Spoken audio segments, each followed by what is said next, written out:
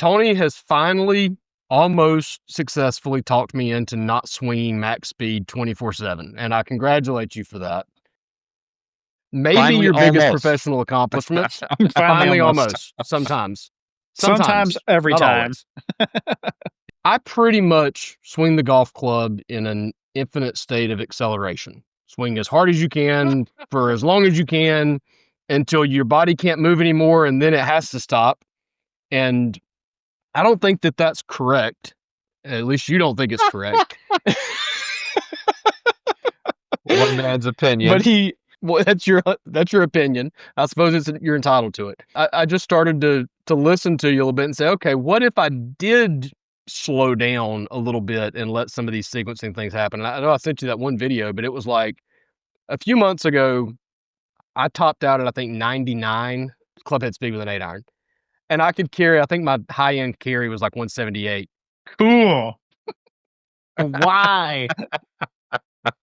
I was very proud of that because it's cooler to hit a full maxed out 8-iron 178 than a 3/4 7-iron 178. Yeah, that's right. But the other day, Tony kind of challenged me, like, just hit some balls like without going max speed. Like, we've got to slow you down and get you out of max speed all the time. So I was like, okay, whatever. He don't know what the hell he's talking about, but I'll humor him. Just to get him off my back. Fine. I'm going to hit a couple of soft 3/4 8-irons like I'm, holding an egg in my hand or whatever you want to call it. And when it carries 147, I'll send him back the statistical evidence that this doesn't work. And I hit a couple of little soft 8-irons, kind of like I'm trying to hit like a little 75-yard lob wedge. Nothing crazy, just a little smooth one. And I'll be damned, the thing carried 172 yards and it didn't I hit 3 balls in a row. Mm-hmm. Didn't move an inch. All three of those balls that I sent you on the video, I think 2 of them in particular, I think landed about 8 inches apart. Mm-hmm. They were the exact same shot, the exact same curvature, the exact same height, same spin rate, launch angle, everything was identical. And I was like, huh, Tony might be onto something here. Well, I mean, look, let's look at it this way, okay? If I put you on, TPC Sawgrass, the infamous island green, and I said, hey, man, you got to hit this green. And I give you the club that will, if you hit it as hard as you can and just perfectly, it will reach the center of the green. But that's the one I want. Or the one, or it'll just cover the front pin. It'll get 4 yards on the green. I'm like, here, you can do this one, or you can use this club that we know if you hit it bad, it's going to cover the front. If you hit it good, it's going to get all the way to the back, but no farther. Which one are you going to, if $1 million is on the line, what is the play? Obviously, the first one, every time. No. Tin cup right here in the flesh. I think Garrett takes the CrossFit approach to golf. As many as you can, as fast as you can, do it over and over again. We just got to get you out of that CrossFit mentality. Yeah. I had a shot with one of my students, one of my players yesterday. I guess it was yesterday. We get to the eighth hole, and it's a tough hole. It's like a hard dog leg, right? And there's a bunker straight through the fairway, so you have to lay short of that, or you have to really cut it around the corner. Anyway, he hits a really good kind of peely cut around the corner, small cut around the corner. He's got 170 yards. It's slightly downwind, but the green is not very deep, and there's bunker in front of the flag and crap long. You don't want to go long. So I'm talking to him. I'm like, do you think you can get 8-iron there with the wind downwind? He goes, yeah. He goes, but I'd have to hit it pretty much perfect. And I was like, okay, cool. I was like, well, let's aim 5 yards right of the flag just in case it doesn't go perfect. You're not in that bunker. He goes, yeah. He goes, but I think I should hit the 7. I think I should hit a 7 or 8 or whatever the next club up was. And I was like, I think that's a good idea. Let's hedge our bets here a little bit. Sure enough, he hits a toe ball, a pull, but it covers the bunker, and he's got a simple chip on and a par. Had he tried to hit that exact same shot with the club less, he would have been plugged in the bunker, right? It would have been terrible. And I said, that's why we choose the right club, right? And he in the right target. He goes, yes, sir. That's why we do that, because he got away with a 60% shot and still easy par. I had the similar experience, I don't know, a month or 2 ago, and I can't remember the exact number, but I think I was something like 206 maybe. And I'm thinking I want to hit 5-iron. It was 206 to a front pin, call it. And it's like, okay, that's right at my flushed 5-iron number. And I don't want to hit this to the middle of the green because I want to make eagle, because that's what we do. We do try to hit it as close as possible. and I'm going to hit 5-iron, I'm going to flush it, and I'm going to make eagle. And as I'm standing over it, I'm just like, Tony, I'm pretty sure would tell me not to hit Don't do this. Because how many times out of 10 do I flush a 5-iron, if I'm being honest about it? Well, that was going to be my next question. It's not very many. But at the last minute, I was like, you know what? I'm just going to hit 4-iron in case I don't flush this. And I hit a little toe ball to 6 feet. And it was the coolest thing. It was like, oh, that's so cool. Because, yeah, if I flush it, I'm going to have a 30-footer. But there's worse things in the world. 2-putt birdie's pretty good. But if I do happen to miss this ball a little bit, then it worked out perfect. I hit it right in the circle. So, yeah, there's something to it. I'm trying to stick to that. But let's dive into that just a touch, Tony, because there was something that me and you talked about this on the phone. I don't know that I'm the only golfer that didn't realize this. Acceleration is important at certain stages of the golf swing. You got to get the thing moving. But I think golfers underestimate how important deceleration is to creating power, because we just think go as fast as you can, right? Well, the analogy me and you were talking about on the phone is like, I can get in your Corvette with you and you can accelerate me from 0 to 150 miles an hour over the course of, I don't know ever how many seconds it takes to do that. And I'll probably get some G-forces, running through me. But a top fuel dragster generates about 3 Gs, I believe. And that's going from 0 to 300 in a quarter mile in 4 seconds or whatever it is. But if you're riding along in your car at 30 miles an hour and you hit a brick wall, you're going to experience like 25 Gs. That's right. Right. You're going to get a lot more Gs. So it's the deceleration. If you're just constantly accelerating and you're never experiencing the deceleration, you're not getting the power released properly. I think the word you used was load it, shift your weight, and then everything from that point forward is kind of bracing for impact. And I was like, brace for impact? No, you swing your ass off through impact. You don't brace for anything. Why would I brace? That sounds like I'm slowing down. But the more I try to feel that, you get that effortless pop that everybody wants, effortless power, right? That's where it kind of comes from, is letting it out. But for me, I will say I'm still struggling with it, because that is it's a timing thing for me. I got to get comfortable with that concept, because whenever I try to brace, I just like stop everything, and there's not much of a release. So, but I think it is an important thing that I bet a lot of golfers don't think about, how important decelerating certain parts of the body are. Yeah, well, so again, it gets back to parametric acceleration. It gets back to comes back to what? Use some big words. Sorry. So let me back it up. I don't have a golf club in here with me. Back it up. Parametric acceleration.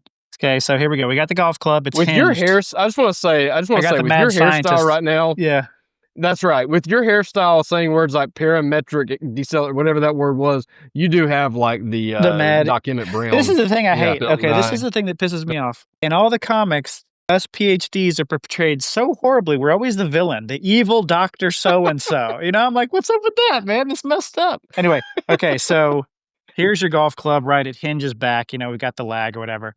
When it's coming down, okay, this pulling up, this handle slowing down and going up is what creates the acceleration. That's that release we talked about in the lag, right? So you can take this with anything. You feel it. You pull up and it goes really fast. If I pull, it's not releasing. If I just pull forward, it's not releasing. If I rotate, it's not.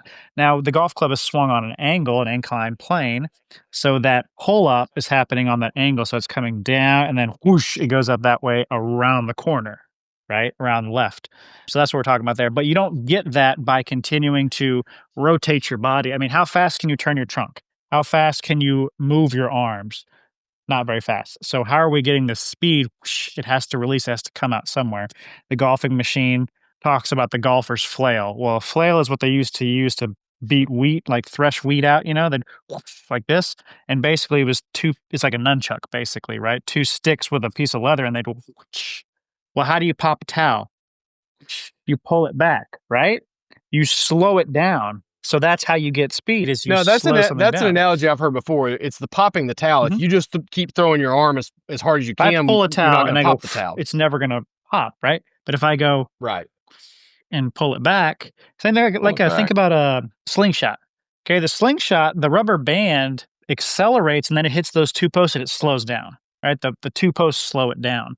Think about the trebuchet, or think about that ride the fair where it's got that big counterweight on one side and the people are in a boat. It goes whoosh right that, right? That's what flings you. That's what throws you out. Think about lacrosse. Lacrosse players, they've got that thing, right? That, I don't know what you call it. I didn't play lacrosse. I'm not from the Northeast or rich, so whatever. Sorry to all our lacrosse players in this thing. A stick and a net, right? It's called a stick. But it doesn't take much. Like, you just give it to a kid, and at first they're going to try to figure out how to throw it. It's not going to take them very long to realize I accelerate the handle and then I decelerate the handle, and that flings the ball out, right? Yeah. That's it. They're not just pulling it this way. You'll never throw the thing, right? Yeah. So same with throwing a ball. The arm accelerates and then it slows down. That's when it flings out. It gets flung out, right? So I think golfers would do better to learn, yes, how to brace, how to slow down so that the club can go out and generate speed. Well, I know for me, I've looked at enough golf swings and watched enough athletic motion golf videos that I did understand that there was a deceleration that took place. I think in my mind, though, that was supposed to happen much later in the swing than it really does. And there was a video that they did a few months ago that I saw it a few months ago. I don't know when it came out, but they talk about hand speed. And I got to go on a little bit of a side road to get here, but they were saying that hand speed is one of the highest correlators to swing speed. And how quickly you reach that hand speed in the downswing is another correlator. So for golfers who reach their max hand speed below delivery, they're not going to get as much clubhead speed as those who max out their hand speed at the top. So here's the flawed way that I looked at this. I heard this and said, okay, I need to speed my hands up faster. But there's another side of that, right? And that is that, okay, if they're maxing out their hand speed at, say, this position, then that means that the hands are slowing from here on. Now, kinematic sequence, whatever that word is. Kinematic. There you go. Kinematic. Kinematic. We're educating the Mike. He's learning. Two things that I think I know. Number one, in the kinematic sequence, hips lead the torso, which lead the arms, which lead the hands, which lead the club head. So in that order, the hands are going to be the last part of your body to reach their max speed, right? But for them to start slowing down, the hips, torso, shoulders have already started slowing down. The other thing I believe is that if I understand levers and physics correctly, the further away you are from the center, the faster things move. So your hands are probably the fastest part of your body that's moving in the golf swing, correct? So if the fastest part of my body reaches its max speed at about arm parallel on the way down, then that tells me if I'm still accelerating my hips at club parallel on the way down, that I am not going to have a very good kinematic sequence. Is that correct? Because basically once I get to about that position, my body is done accelerating, and it's all slowing down at that point. The club head is the only thing left to accelerate. Yep. And that happens so much because, to me, I have tried to decelerate around impact, but that's not where the deceleration of your body starts. That's where the deceleration of the club head starts. But the body has started decelerating. Pretty much the entire downswing is deceleration for the body. Yep. And that is so bass-ackwards to me. Right. Like, that makes no sense that I have to slow down to hit it farther. Well, so I think it's true. So the big problem comes from golf commentary on TV. Look how hard they're firing the hips. Look how open they are at impact. And you get articles written in magazines or players discussing what they think they feel. We've talked about this before, like players saying, this is what I'm trying to do or whatever. They all describe it differently and what makes sense to them. But Jack Nicklaus, again, famously said, you cannot release the golf club too early. Well, that means he's not still actively accelerating all the way through the shot. And I think he had some good success. So it has to be done properly. It has to be done in sequence, right? But this is where the teaching and coaching gets to it, right? Just because you can understand a concept doesn't mean we can explain it in a way that makes sense for each individual person. Like some people, you say, don't accelerate from the top, and they're just going to throw their hands and flip it from the top immediately, right? So that's where the individual one-on-one stuff, you have to make sure that the client or the student understands what you mean by that. That's where you and I can talk on the phone. You can send me a video and I can say, you're getting closer, right? This is your best one yet, whatever. But if someone takes this and they say, okay, I need to not accelerate, and they already have a terrible kinematic sequence, they don't have any kinematic sequence to begin with, their backswing is literally just throw their hands at it from the start, Well, they don't have the foundational part to understand how to use that properly, that concept properly. Make sense? Yeah, and the really cool thing about and I'm a really good example of what you're saying there, because the day we had that conversation on the phone, I came back here and went into the clubhouse and hit a few balls and sent it, and dude, it was terrible. I mean, you saw I don't know if you could see how bad I hit it, but I made terrible contact. Yeah. And it was a day or two after that I sent you another video that was like, I think I'm starting to get it now. And you know, it's interesting, like we've all had those shots where, you know, your stock 8 irons 150 yards and you're 142 and you try to hit an easy 8 iron and you hit it 160, right? To me, it's about that simple, is what I'm getting at, is that I really do have to slow down, especially the downswing, because I don't know if you can swing the club back too fast if you're doing it in the right sequence but once you make that transition, you've got to, it's one of the very first videos we did together over in the studio over there, or the clubhouse, was coil and release. And I could not believe how fast you were saying to release the tension, because I'm just like, that won't work. But sure enough. Well, again, how fast is the downswing? Tenth of a second, it's I think, super or 2/10 fast, of a second, right? Just freaking fast. It's nothing. And that's, but it's a good point, because for me, even though it's only 2/10 of a second, it is warping my entire world, because I have to feel like I stop halfway through the swing, even though it's only 2/10 of a second. Time wise, it's not half, but distance it is. But I just have to feel like I slow down so much sooner than I think I should. But at the same time, the positive to that is, once you figure that out, the time that we're the most tense and the most anxious in our golf swing is the downswing. In the backswing, we're thinking we've got plenty of time to fix our problems, right? The downswing is when we're really trying to guide it. When you really accept this concept, by the time you make your transition, the swing's over. You've done all you can do. There's nothing to worry about at that point. Set it and forget it. Yeah, you set it and hope for the best after that.